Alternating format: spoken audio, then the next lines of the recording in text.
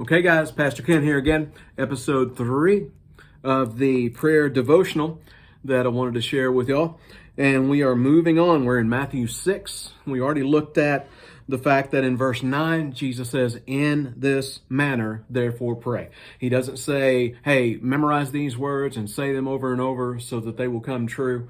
We are not like the religions of the world. We don't have mantras that we say. This is not a magic spell that you can speak things into existence. Jesus says, "In this manner, therefore pray." Like, hey, here are the bullet points for the prayers in your life, right? So we looked last time at the rest of verse 9 there. "Our Father in heaven, hallowed be your name." And we talked about this wonderful, beautiful dichotomy of our Father, our Daddy, our spiritual dad that we can just come to with the desires of our heart. And so we are that close to him, and we should take advantage of that. But at the same time, hallowed be your name.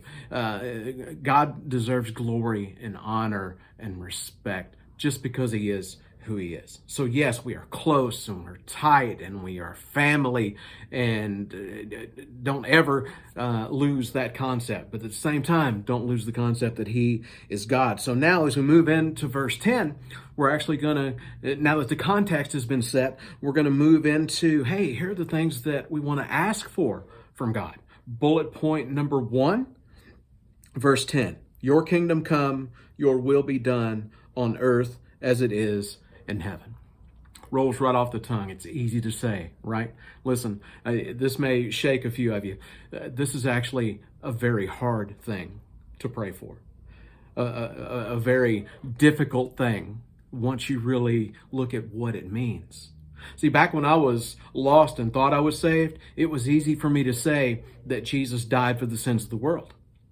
On that grandiose scale, in light of the world and all the sin in it. Yeah, I could see, man, this was an awful place and there were a lot of really bad people in it, and Jesus had to die to save us from that.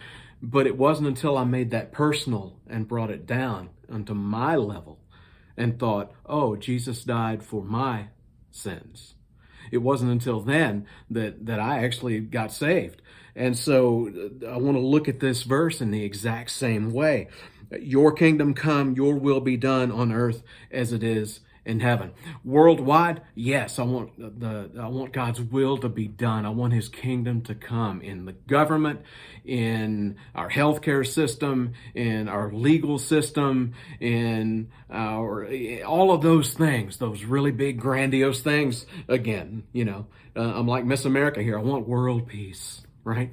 So it's easy to say and it's easy to pray with that context. But what if I make it personal? You ever thought of that? What is God's will for my life?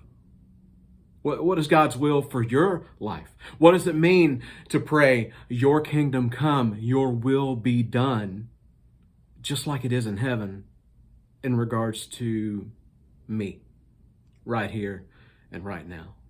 It's a little different spin, right? But that's what it means. His will is all inclusive. It's not just the world. It's the world and everybody in it. And so what does "on earth as it is in heaven" mean? Well, think about God's will in heaven. We studied Revelation a little while back, and we saw that he has complete dominion over everything there. Everything goes the way that he wants it to go. There's no argument. There's no alternative. There's no hindrance of any kind. Well, wow, what would that look like in my life? What would that look like in your life today? Scripture tells us this is a discipleship thing. He desires that we be disciples. He desires that we have the peace that passes understanding. Yes. He desires that we understand the lyrics of the songs Amazing Grace and Blessed Assurance and all of that. He wants us to have that ability to have the hope that he has set aside for us, that he has ordained for us. Yes. So yes, I want his will to be done in my life in that. I want to have perfect peace as I look forward towards heaven and knowing that that's coming, and all the strength and all the peace and all the joy that brings. I want that. That is his will, I believe.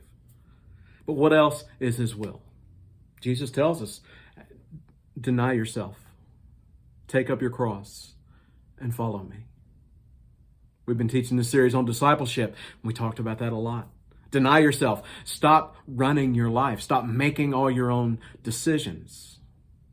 Take up your cross. What does that mean? Do that thing that may be painful for you. Not just hard, it might be painful for you. But that thing that is painful for you, to be a blessing to somebody else. Isn't that what the cross was to Jesus? Didn't he endure something horrific for me and for you? Why did he do it? It was the will of the Father. He said, I always submit to the will of the Father. That's why I'm here. See, I think that's why I'm here too, to submit to the will of the Father. I think it's the only reason for us to all still be here once we are saved. Why can't we just go to heaven? Because we're still here to do the will of the Father. Deny ourselves, take up our crosses, and follow Jesus, showing that agape love to the rest of the world. Listen, this might be a dangerous prayer for some of us, but this is the model that Jesus gives us. Hey, before you ask for anything else, he says, at the top of the list, after you've established the context for who you're talking to and who you are, he's your Father and you're the child. After you had that context, then move on to, Father, may your will be done. May your kingdom come in my life without argument, without hesitation, without alternative, without hindrance of any kind from me. Listen, that's plenty to work on for today. So I look forward to being with you again. But let's all pray this prayer and let's really mean it in the context with which he gave it. All right? Love you guys. See you.